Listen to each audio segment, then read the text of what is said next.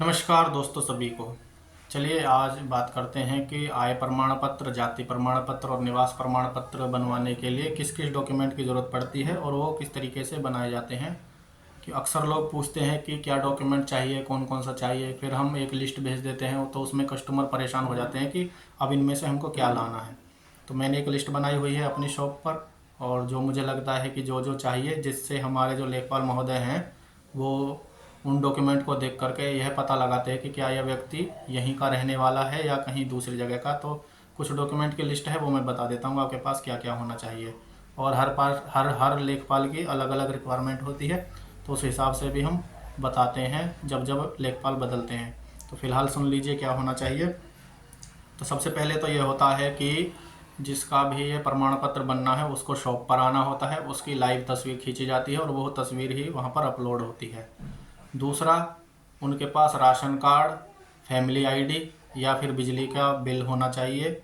वह फैमिली में किसी के भी नाम हो बिजली का बिल वो चल जाएगा, और फैमिली आईडी या राशन कार्ड होना चाहिए अगर है तो। तीसरा होता है वोटर आईडी कार्ड। अगर उसका खुद का वोटर आईडी कार्ड है तो चल जाएगा, अगर उसके माता या पिता का वोटर आईडी कार्ड है तो वो भी चल जाएगा। उसके बाद उसका राशन कार्ड होना चाहिए, और राशन कार्ड में मोबाइल नंबर लिंक होना आज के टाइम में ज़रूरी है। बिना मोबाइल नंबर लिंक के आपका आय प्रमाण पत्र, जाति या निवास नहीं बन पाएगा, क्योंकि जो आपके आधार कार्ड में मोबाइल नंबर लिंक है उस पर एक ओटीपी जाता है और वहीं से डिटेल सारी ऑनलाइन चढ़ जाती है। कुछ डिटेल बेसिक होती है जिनको हम खुद से फीड करते हैं। तीसरा, मम्मी का नाम, तुम्हारा जन्म स्थान, और प्रधान या फिर राशन डीलर या बीडीसी का एक लेटर पैड पर लिखवा करके देंगे तो उससे काम थोड़ा जल्दी हो जाता है और आसान होता है यह सब होने में। तो ये सब मैंने बताए हैं, इनमें से मैक्सिमम जितने भी डॉक्यूमेंट आपके पास है, और अगर आप उनको हमारे पास ला कर देते हैं और अपलोड करवाते हैं तो मैक्सिमम चांस होता है कि लेखपाल महोदय आपकी जांच जल्दी से करके और जल्दी से जल्दी उसको जारी करने का प्रोसेस कर देंगे। और इसके अलावा आपके पास यदि पुराना जाति प्रमाण पत्र है या फिर पुराना निवास प्रमाण पत्र है तो वह ज़रूर साथ में लगवाएं। और अगर तुम्हारा या तुम्हारी फैमिली में जाति प्रमाण पत्र है या निवास है तो वह भी साथ में लगवा देते हैं, तो उससे क्या है, थोड़ा जल्दी से प्रोसेस हो जाता है और आसानी से आपका प्रमाण पत्र जारी कर दिया जाता है।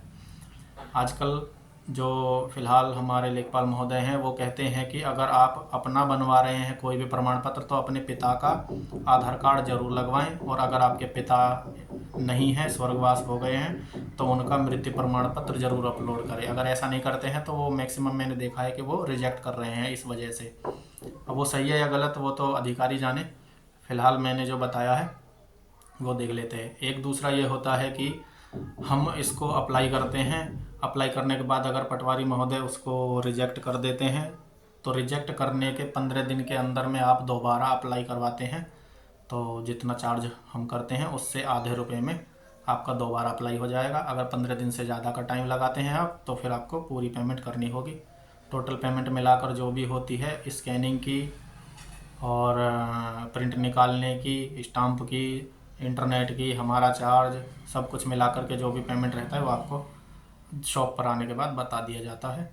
तो बस अब तक यही बताया गया है, तो आगे से मुझे लगता है आपको कोई कन्फ्यूजन नहीं होगी। धन्यवाद।